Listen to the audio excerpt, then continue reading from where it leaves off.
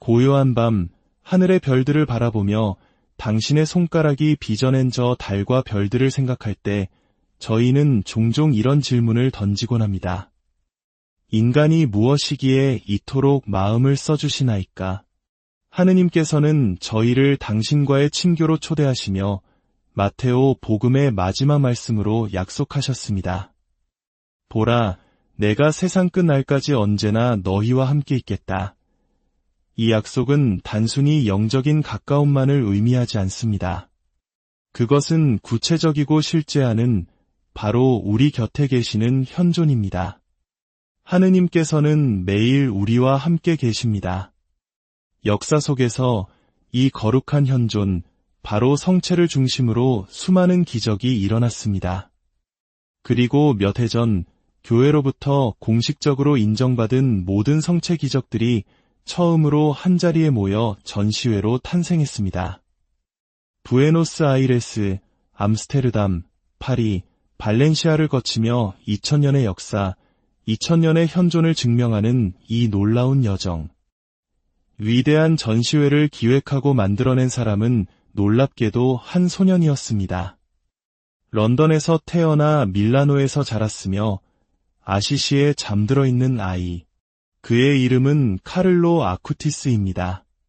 카를로는 아주 어릴 때부터 교회와 성인들, 그리고 복음에 대한 남다른 관심을 보였습니다. 그의 어머니는 이렇게 회상합니다. 카를로가 아주 어렸을 때 우리는 성당 앞을 지나가곤 했습니다. 그럴 때마다 아이는 성당에 들어가 십자가에 못 박히신 예수님과 감실에 계신 예수님께 인사드리고 싶어 했습니다. 아이에게는 그것이 무척이나 중요한 일이었습니다. 한번 들어가면 꽤 오랫동안 그 자리에 머물곤 했지요. 사실 카를로의 어머니는 세속적인 가정에서 자랐습니다. 그녀의 아버지는 교회를 반대하지는 않았지만 신앙생활에 열심히지는 않았습니다. 그녀가 평생 미사에 참석한 것은 처정성체, 견진성사, 그리고 혼인성사 단 3번뿐이었습니다. 그녀는 항상 이렇게 말합니다. 카를로는 저에게 작은 구원자와 같았습니다. 예수님과 성체에 대한 카를로의 사랑은 어린 시절부터 너무나도 강렬했습니다. 마침내 주교님의 특별한 허락을 받아 그는 불과 7살의 나이에 처정성체를 하게 됩니다. 그날의 기억은 한 폭의 그림처럼 생생합니다. 언덕 위에 자리한 수도원을 향해 가던 중 양떼를 몰고 길을 건너는 목동 때문에 잠시 차를 멈춰야 했습니다. 가족들은 그 모습을 보며 처정성체를 하러 가는 카를로를 위한 주님의 특별한 표징이라고 생각했습니다. 카를로는 항상 살아계신 예수님의 현존을 느꼈고 그 사랑을 다른 많은 사람들에게 전하려 애썼습니다. 예를 들어 그들의 집에는 브라만 사제 계급 출신의 가정부가 있었습니다. 그는 카를로의 진실되고 설득력 있는 모습에 깊은 감명을 받았습니다. 그의 이름은 라제쉬입니다. 모리셔스에서 온 그는 카를로가 아주 어렸을 때부터 아쿠티스 가족과 함께 일하기 시작했습니다. 그는 다정하고 사랑이 넘치는 아이였습니다. 유치원을 마치고 학교에 갈 때 라제시는 종종 카를로를 데려다 주었습니다. 그러면 카를로는 성당에 잠시 들러 감실 앞에서 잠시 묵상할 수 있게 해달라고 부탁하곤 했습니다. 처음엔 아무것도 몰랐던 라제시는 그저 궁금했습니다. 어른도 아닌 어린아이가 대체 저 안에서 무엇을 하는 걸까? 어느 날 카를로는 그에게 말했습니다. 저 안에는 예수님의 몸이, 그분의 피와 영혼, 살이 그대로 담겨 있어요. 라제시는 물었습니다. 카를로, 어떻게 그게 가능하니? 그러자 카를로는 학교에 가는 길 내내 그에게 차근차근 설명해 주었습니다. 매일같이 같은 이야기를 들려주었습니다. 라제시는 본래 힌두교 브라만 가문 출신이었습니다. 그의 아버지는 판디트라 불리는 사제였고 산스크리트어에도 능통했습니다. 브라만 계급의 사람이 다른 종교로 개종하는 것은 거의 불가능에 가까운 일이었습니다. 라제시는 말합니다. 저는 아버지보다 카를로에게서 더 많은 것을 배웠습니다. 그는 저의 영적 스승이었습니다. 그의 모든 행동 하나하나가 제 마음을 깊이 울렸습니다. 그는 주님은 우리 마음 속에도 살아계신다고 말해주었습니다. 카를로가 미사에 가서 영성체를 하는 모습을 보며 라제시는 깊은 감동을 받았습니다. 카를로는 결코 그에게 신앙을 강요하지 않았습니다. 그저 성체의 중요성에 대해 그리고 성체가 어떻게 사람들을 살게 하는지에 대해 설명해 주었습니다. 그는 이 세상이 옷, 성, 술, 텔레비전과 같은 형태로 다가오는 유혹으로 가득 차 있으며 악마가 바로 그런 틈을 통해 우리의 삶에 들어온다고 말했습니다. 그리고 우리 혼자서는 그 상황에 맞설 수 없다고 했습니다. 카를로는 하느님의 말씀과 성경을 아주 부드러운 음성으로 설명해 주었습니다. 그와 함께 있으면 마치 천국에 올라간 듯한 기분이 들었습니다. 그는 천국이 어떤 곳인지, 주님과 함께 사는 삶이 얼마나 아름다운지에 대해 이야기해 주었고, 라제시는 이미 그곳에 도달한 것처럼 행복했습니다. 그러던 어느 날부터 라제시는 꿈에서 예수님과 성모 마리아를 뵙기 시작했습니다.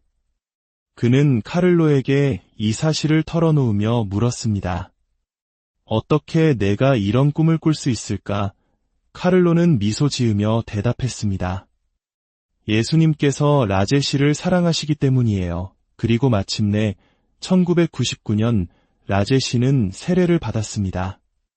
카를로는 아시시를 무척이나 사랑했습니다. 많은 사람들이 그 이유를 궁금해하지만 그가 사랑한 것은 도시 그 자체가 아니라 그 도시에 살았던 한 사람이었습니다. 바로 아시시의 성 프란치스코입니다. 평화의 사람, 창조물을 사랑하고 존중했던 사람, 가난한 이들의 사람이었던 프란치스코 성인의 모습은 오늘날 젊은이들이 마음속에 품고 있는 가장 큰 갈증들을 고스란히 담고 있었습니다.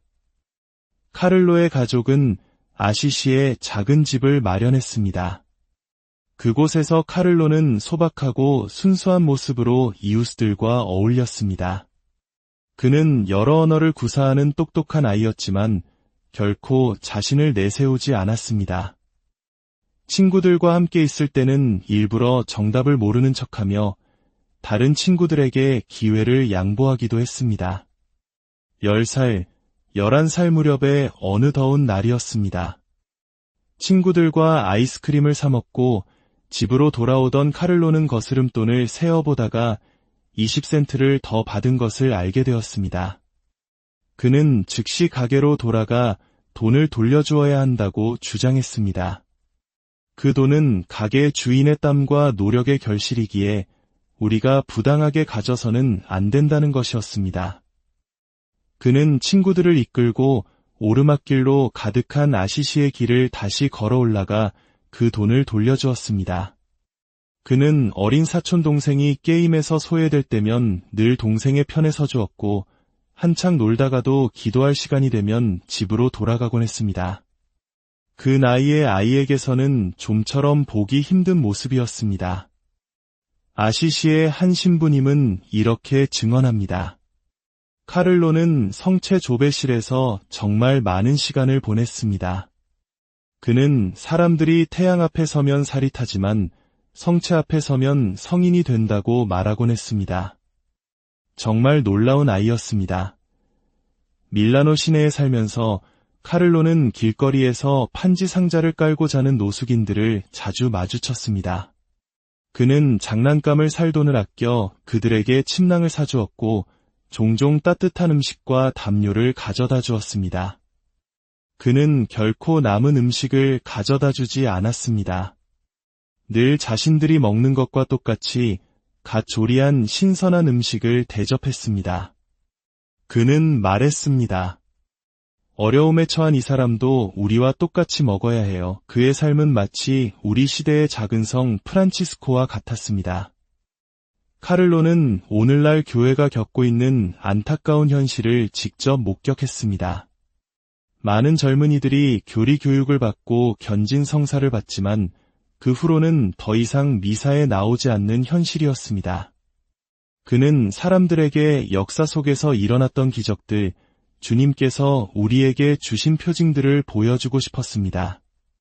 축성된 빵과 포도주 안에 당신께서 참으로 실제로 살아있는 모습으로 현존하신다는 것을 보여주고 싶었습니다. 카를로는 우리가 2000년 전 예수님 곁에 살았던 사람들보다 훨씬 더 운이 좋다고 말했습니다. 그 시대 사람들은 시간과 공간의 제약, 그리고 예수님을 둘러싼 군중 때문에 그분께 다가가기 어려웠습니다. 하지만 우리는 집 앞 가장 가까운 성당에 가기만 하면 우리 집 문 앞에 예루살렘을 가질 수 있다고 했습니다. 그는 사람들이 록 가수의 콘서트나 축구 경기를 보기 위해 몇 킬로미터씩 줄을 서면서도 어째서 감실 앞에는 그런 줄이 없는지 안타까워했습니다. 카를로에게 성체 기적 전시회는 단순한 취미나 열정이 아니었습니다. 그것은 복음화를 향한 그의 진심 어린 사명이었습니다. 그는 이 일을 위해 대학 수준의 서적과 영어로 된 텍스트를 직접 구입해 공부하며 앱 기술을 익혔습니다. 라제 씨는 카를로의 방을 청소할 때마다 컴퓨터 앞에서 무언가에 몰두하고 있는 그를 보았습니다. 그는 끊임없이 자료를 찾고 글을 썼습니다. 라제 씨가 카를로, 너무 무리하는 거 아니니? 좀 쉬어야지 라고 말하면 그는 이렇게 대답했습니다. 지금은 쉴 시간이 없어요. 세상이 걱정돼요. 그는 전시회 패널을 만들고 모든 자료 조사를 직접 했습니다. 그는 굳게 믿었습니다. 만약 우리가 예수님께서 어떻게 성체 안에 현존하시는지 보여준다면 사람들은 예수님을 알게 될 거예요. 실제로 일어났던 일들, 모든 기적의 이야기들을 봐야 해요. 그래야 주님께서 참으로 오신다는 것을 믿게 될 거예요. 그렇지 않으면 사람들은 길을 잃고 말아요. 이것이 저의 일이고 저의 의무예요. 카를로는 이 위대한 신비를 깊이 이해했고 그것을 다른 사람들에게 전하려고 노력했습니다. 다른 사람을 향한 가장 큰 사랑은 무엇일까요? 그것은 바로 그들의 영원한 구원을 바라는 것입니다. 세상적인 도움도 물론 중요하지만 그것은 믿지 않는 사람들도 줄 수 있습니다. 그러나 그들이 영원한 행복에 이르도록 돕는 것은 신앙인만이 할 수 있는 가장 중요한 일입니다. 카를로는 현대 사회의 젊은이들이 겪는 위험을 잘 알고 있었습니다.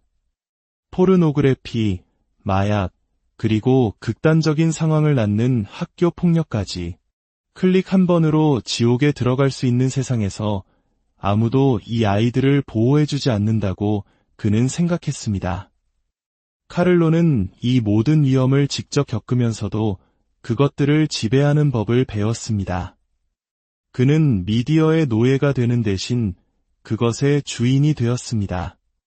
2012년 청소년을 주제로 한 시노드 최종 문헌인 그리스도는 살아계십니다에서 프란치스코 교황님은 카를로에게 한 챕터를 할애하며 그가 미디어를 사용한 방식을 전 세계 젊은이들의 모범으로 제시하셨습니다. 카를로는 학교의 자원봉사 활동을 위한 웹사이트를 직접 제작하기도 했습니다. 2006년 10월 4일 학교는 그의 작품을 발표하려 했지만 안타깝게도 바로 그 며칠 전 그는 병에 걸리고 말았습니다. 그가 세상을 떠난 후 그의 컴퓨터에서 영상 하나가 발견되었습니다. 죽기 2달 전에 촬영된 영상에서 그는 이렇게 말했습니다. 내 몸무게가 70kg이 되면 나는 죽을 운명이야. 그는 가장 치명적이고 빠르게 진행되는 유형인 M3 급성골수성 백혈병 진단을 받았습니다. 단 3일 만에 그의 상태는 급격히 악화되었습니다.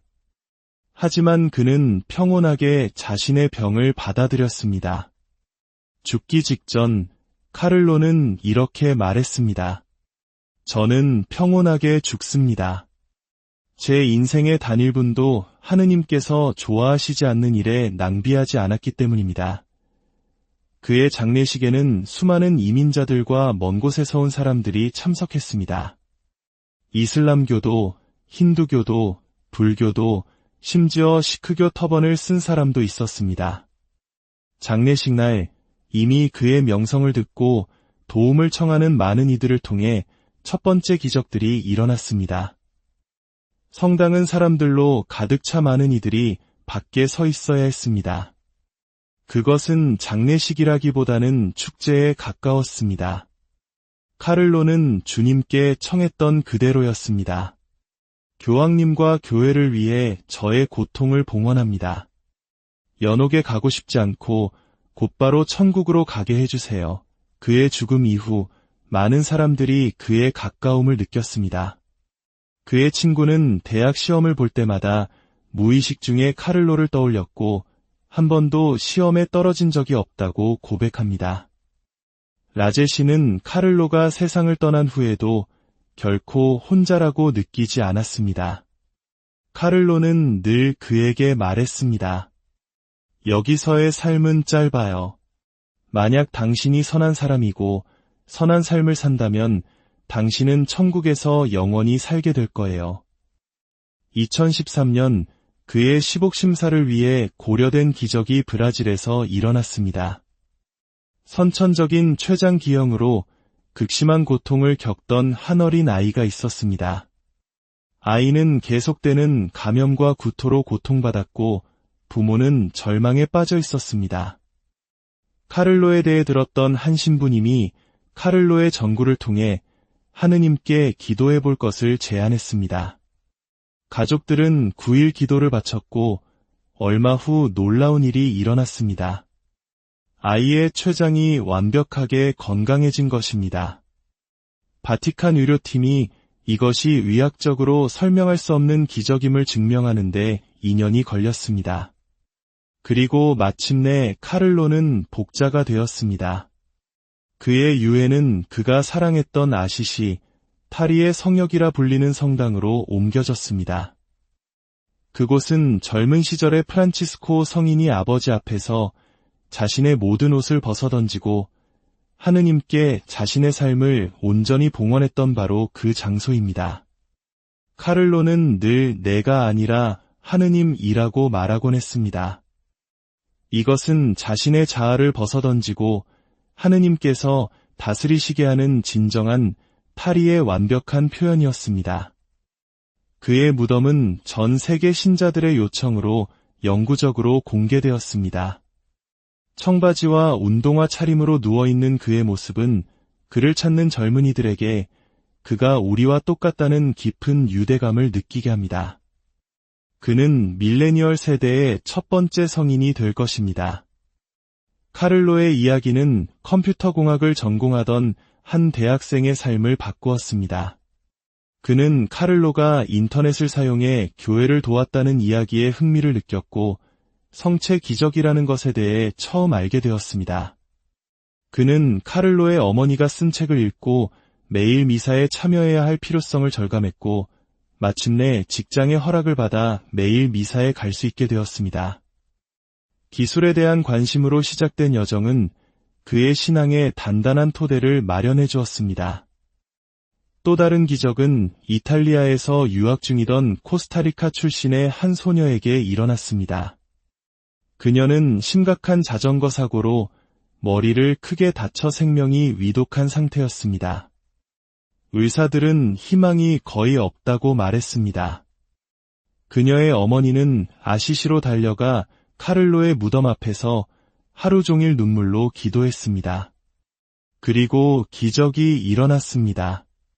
소녀는 기적적으로 회복되었습니다.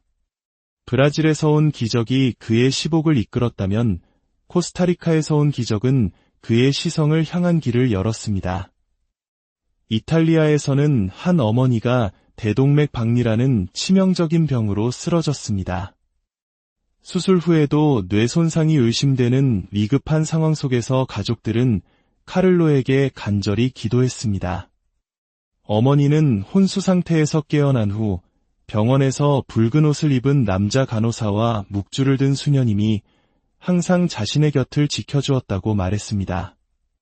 그 남자 간호사는 결코 자신의 이름을 알려주지 않은 채 걱정 마세요. 제가 항상 곁에서 도와줄게요. 라고 말할 뿐이었습니다. 어머니가 완전히 회복된 후 가족들은 그 간호사가 바로 카를로였다는 것을 깨달았습니다. 카를로의 명성은 모든 대륙에 퍼져나갔습니다. 매일같이 기적적인 치유와 회심의 소식이 전해지고 있습니다. 한 여성은 유산과 신경계 질환으로 삶과 죽음의 경계에 서 있었을 때 설명할 수 없는 감미로운 현존을 느꼈습니다. 그녀는 고통 속에서 교황님과 교회를 위해 저의 고통을 봉헌합니다. 라는 내면의 목소리를 들었습니다. 2년 후 그녀는 우연히 인터넷에서 카를로의 시복식 미사 생중계를 보게 되었고 그의 어머니가 카를로는 죽기 직전 교황님과 교회를 위해 모든 고통을 봉헌한다고 말했습니다. 라고 증언하는 것을 들었습니다. 그 순간 그녀는 2년 전 자신에게 속삭였던 이가 바로 카를로였음을 깨달았습니다. 그녀는 기적적으로 건강을 회복했고 걸을 수 있게 되었습니다. 아일랜드의 한 커플은 아시시에서 카를로의 무덤을 방문하고 깊은 평화를 느꼈습니다. 그들은 집으로 돌아와 계단 및 작은 공간에 카를로를 위한 작은 경당을 만들었습니다. 그리고 그곳에서 기도하며 카를로에게 사람들을 보내달라고 청했습니다. 그러자 놀랍게도 중독, 우울증, 불안 등으로 고통받는 많은 사람들이 그들의 집을 찾아와 위로와 희망을 얻고 돌아갔습니다. 독일의 한 15세 소녀는 우연히 잡지에서 묵주기도는 천국으로 올라가는 가장 짧은 사다리이다. 라는 카를로의 말을 읽고 깊은 감명을 받았습니다. 무신론자가 대부분인 동독 지역의 한 본당에서는 카를로의 성체 기적 전시회를 열었고 그 영향으로 8명의 10대들이 가톨릭 신자가 되기를 희망했습니다. 나이지리아에서는 카를로의 전시회가 6개월 예정으로 시작되었지만 사람들의 폭발적인 반응으로 1년 넘게 계속되고 있습니다. 필리핀에서는 젊은이들이 카를로를 쿠야, 즉 큰형이라고 부르며 따릅니다. 그의 이야기는 암 투병을 하던 한 소년을 위로했고 또 다른 젊은이를 사제의 길로 이끌었습니다. 그는 이탈리아에서 뮤지컬로 재탄생하여 많은 젊은이들에게 희망을 주었고 그의 삶을 그린 그림은 한 아버지에게 큰 생일 선물이 되었습니다. 카를로는 살아생전 예수님께서 우리 시대에는 기적을 행하시지 않는지 궁금해했습니다. 그리고 그가 세상을 떠난 2006년 10월 12일 직후 멕시코, 폴란드 등지에서 새로운 성체 기적들이 연이어 일어났습니다. 성체가 살과 피로 변하는 기적이었습니다. 과학적 분석 결과 그것은 극심한 고통 속에서 죽어가는 사람의 심장 근육 조직으로 밝혀졌습니다. 카를로는 늘 말했습니다. 사랑의 상징은 바로 심장이라고. 예수님께서는 이 기적들을 통해 우리에게 당신의 심장을 보여주고 계십니다. 카를로 아쿠티스의 삶은 우리에게 분명한 메시지를 전합니다. 거룩함은 특별한 사람들의 전유물이 아니라는 것. 청바지를 입고 컴퓨터를 하며 평범한 일상 속에서도 우리는 성인이 될 수 있다는 것. 그는 우리에게 하느님께서 결코 우리를 버리지 않으신다는 희망을 보여주었습니다. 이 감동적인 이야기가 더 많은 이들에게 전달되어 그들의 삶에도 희망의 빛이 될 수 있도록 이 영상을 소중한 분들과 나눠주시고 구독을 통해 저희와 동행해 주시길 바랍니다. 여러분의 작은 나눔이 누군가에게는 큰 위로와 은총이 될 수 있습니다. 여러분과 가정에 하느님의 평화